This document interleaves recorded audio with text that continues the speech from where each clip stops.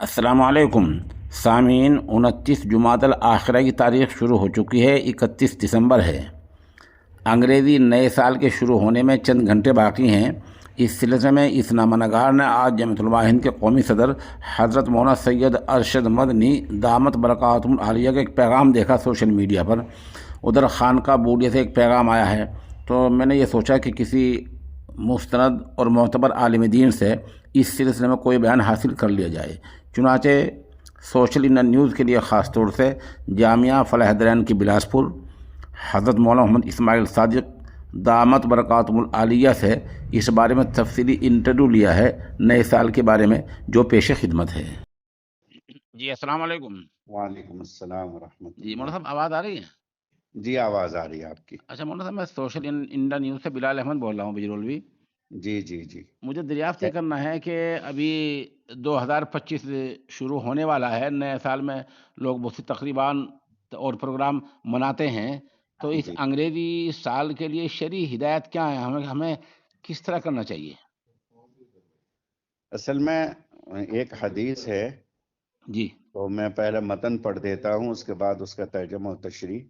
جی جی عن عبداللہ بن عمرو بن العاص رضی اللہ تعالی عنہ قال قال رسول اللہ صلی اللہ علیہ وسلم لیس منا من تشبہ بغیرنا لا تشبہ بالیہود ولا بالنصارى، سنن جی الترمذی۔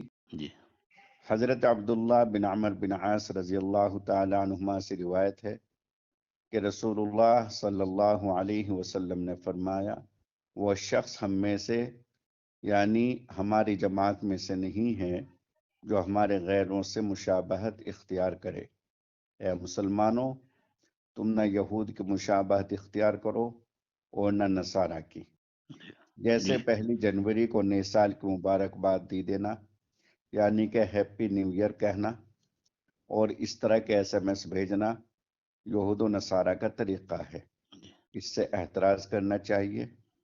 اسلام نے اپنے ماننے والوں کو یہود و نصارہ کی مشابہت اختیار کرنے اور ان کی عیدوں اور تہواروں میں کسی بھی طرح کی شرکت کرنے سے سختی سے منع فرمایا ہے۔ جی اس لیے ہمیں یہ ہدایت ملتی ہے کہ بجائے اس کے کہ ان کو SMS بھیجیں یا ہیپی نیو ایئر کہیں یا کسی بھی طرح کی مبارکباد دینا، یہ ناجائز اور حرام ہے۔ آدمی کو چاہیے کہ اس سے مکمل طریقے سے پرہیز کرے۔ اچھا، یہ ایک عجیب سی بات ہے کہ نیا سال جو آتا ہے وہ کیا خوشخبری لے کر کے آتا ہے ہمارے لیے، حتیٰ کہ ہماری زندگی کا 1 سال اور کم ہو جاتا ہے، تو اس پہ تو غم منانا چاہیے کہ زندگی کا 1 سال کم ہو گیا۔ اللہ نے جتنی زندگی بخشی ہے اس کا 1 سال کم ہو گیا، اور آدمی اس پر خوشی مناتا ہے۔ تو میرے نزدیک اور جو فقہا نے لکھا ہے، تو فقہا نے یہ لکھا ہے کہ یہ ٹھیک نہیں ہے، جائز نہیں ہے، اور اس طریقے سے خوشیاں منانا اور ان کے پروگراموں میں شریک ہونا یا ہیپی نیو ایئر کے کارڈ بھیجنا یا SMS بھیجنا، یہ کسی بھی طرح درست نہیں ہے۔ اللہ تعالیٰ تمام مسلمانوں کی اور ہم سب کی اس منحوس مبارکبادی سے اور اس منحوس پروگرام سے حفاظت فرمائے، اور اللہ تعالیٰ ہم سب کو محفوظ رکھے۔ مولانا صاحب، اس آمین میں یا ایک رب بنیادی العالمین۔ سوال یہ ہے کہ جو انگریزی یہ عیسوی سال ہے، یہ دور نبوی میں بھی تھا اور ابھی تک چلتا آ رہا ہے، تو کیا ہمارے اسلاف میں سے شروع سے لے کر 1500 سال میں کسی نے ایسا کچھ کیا ہے؟